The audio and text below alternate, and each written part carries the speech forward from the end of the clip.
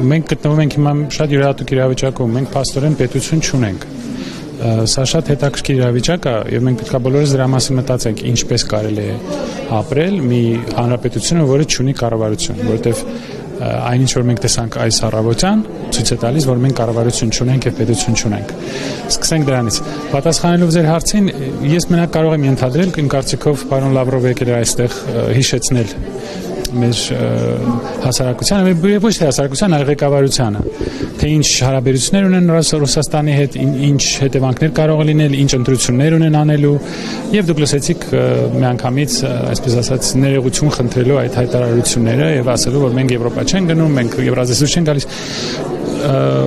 Դա դժվար է ինչ որ բան ասել կամ մեկնաբանել, որովհետեւ մենք գործ ունենք անկանխատեսելի ինչ որ խմբի հետ,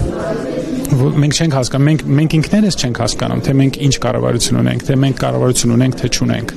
Այսինքն, թե ինչ են մեր մասին երրորդ երկրները մտածում, միայն կարելի է ենթադրել։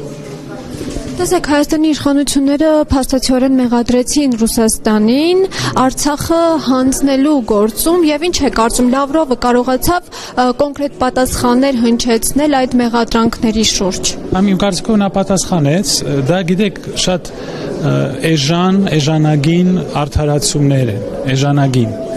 Ռուսաստանը, այո, կարող էր ավելին անել, ես էլ կցանկանայի, որ նա ավելին աներ, բայց մենք չենք կարող իրան մեղադրել, երբ մեր սեփական կառավարությունը ասում է, որ մենք պետք է ղարաբաղցիներից ազատվենք, որ նրանք մեզ համար բեռ են, որ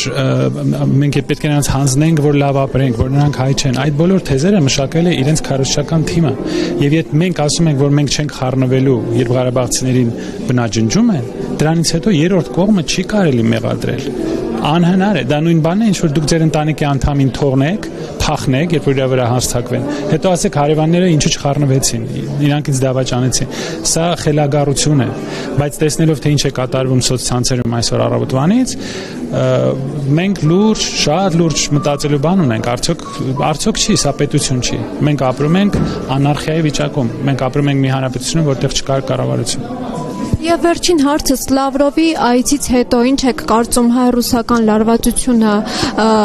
դեպի որ ուղղությամբ կգնա։ Առայժմ ուղղակի զսպում են այս ղեկավարությանը, որ ավելի սարսափելի քայլերի չգնա, ինչ որ ձևով զսպում են։ Բայց ամեն ինչ կախված է լինելու Ուկրաինայի պատերազմից, եւ դա շարունակվում է, եւ դա գնալով ավելի թեժանում է։ Իրավիճակը բարդանալու է, եւ այստեղ Իրանի դեմ հարձակման հնարավորություն կա։ Սա շատ լուրջ է եւ մենք ունենք այս անարխիան, այսինքն մենք չունենք կառավարություն, սա շատ վտանգավոր է։